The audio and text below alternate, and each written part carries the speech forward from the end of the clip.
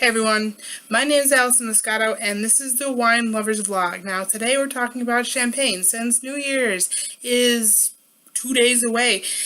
Let's get started. Let's pop champagne. So, today I'm going to teach you how to actually open a bottle of champagne, okay? Properly. I know we all love to hear the pop, but that is really not the most accurate way of opening a bottle of champagne. People also use sabers. Now that is intense, and you have to be, I think, trained to do that. So right now, take out the foil, okay, throw that away. And then you have the little metal rack here. So untwist that, just make sure that it's at an angle, so if you are shaking the bottle up, it will actually just pop and you'll be fine. Just make sure you're with the sink too. Take out the metal rack and hold your bottle at a 45-degree angle, okay, with a towel. Now you're going to twist the bottom of the bottle, and it's already coming out. Wow, that was fast. So what you're going to do, like I said, you're going to twist from the bottom. You're not going to hear a pop. And you're going to hold it until you actually feel all the pressure to release out of the bottle. It's coming very soon. There's going to be a lot of pressure, so make sure you actually have your dominant hand ready and steady, because I'm getting a lot of pressure and I'm really trying to not make it pop. There we go. And we are good. So, as you can see, all the bottles, you didn't hear a pop. Now again, that is the most proper way to open a bottle of champagne. You can also see it's already foaming on me. But that is perfectly fine because it's still gonna be fantastic. Now, this is not cold, so what I'm gonna do right now, I'm actually gonna make it cold here. I have a glass with an ice cube in there because it is not cold, like I said.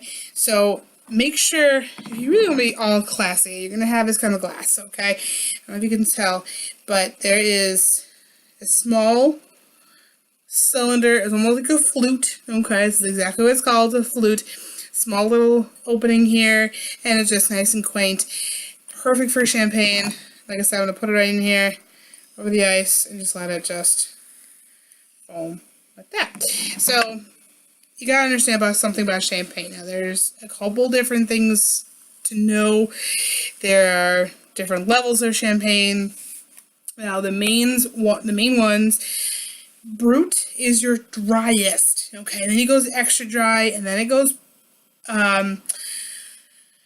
Spumante, and they can go even Moscato d'Asti, but then it's also Prosecco involved. Prosecco probably, I want to say, just after extra dry, but Brut has to be your driest. So if you do not like true, strict, dry champagne, just make sure that you don't get dry champagne. You don't get the Brut.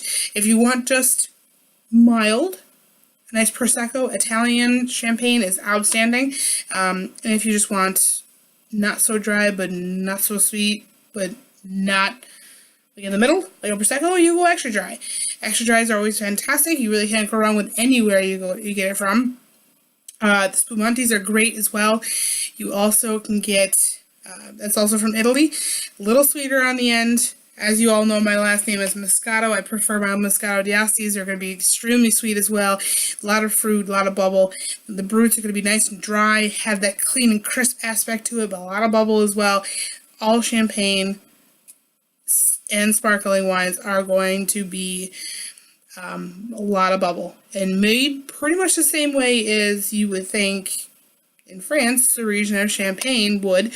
Now, just to let you know, a lot of people ask me, why can't we call it champagne here in the United States or anywhere else that you make sparkling wine? Now, you have to be in the region of Champagne in France to call it champagne. Now, I don't know if I mentioned that to you in the previous episodes, but I'll mention it again. You have to be in the region, so everywhere else is called sparkling.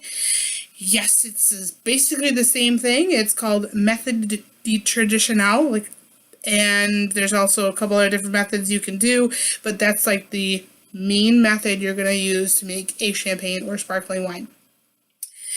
There are two main grapes involved. I think I mentioned this in the previous episodes, Chardonnay and Pinot Noir. pretty much main grapes in there.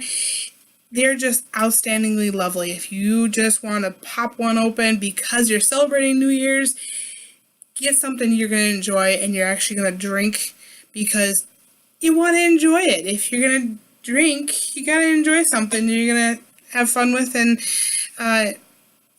possibly buy again later at a different date and not on New Year's. And you want to pop something open for a special evening or what have you. So get something you like. Now, personally, I do like this one. It's called the Pinot Noir Brut Rosé.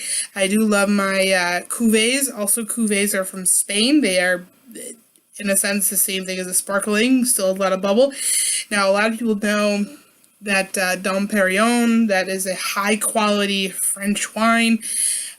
Going a little drier. Okay, there's also Veuve Clicquot, again, French. Cristal, we've all heard of. So those are the three main ones that everyone's like, oh, okay, I know those. All three of them are just outstanding. It really depends on your style and quality that you would like for a champagne. So there are a couple different ways to stopper up a champagne, especially if you're not going to drink it all. I may not drink this all today, so, which is okay. But there's a little fancy-dancy champagne stopper. What this does is this part sucks into the bottle. These clip on, and it works out well. So I'm going to demonstrate right now. So there's the top of the bottle. This kind of goes right into the top of the bottle. Push it down, and then clip these two sides to the outer rim of the champagne, and boom, there we go. It preserves it for, I want to say, 2 weeks after you open it, which is perfect because all the bubbles stay in there. You're going to hear it pop right after. Probably a week from now, if I open this up again, you're going to still hear a nice fizz pop coming out. Just make sure you get a lot of bubble because obviously champagne and sparkling wine, you want bubble with it. So there's a little intro on champagne. If you guys want to learn more, let me know.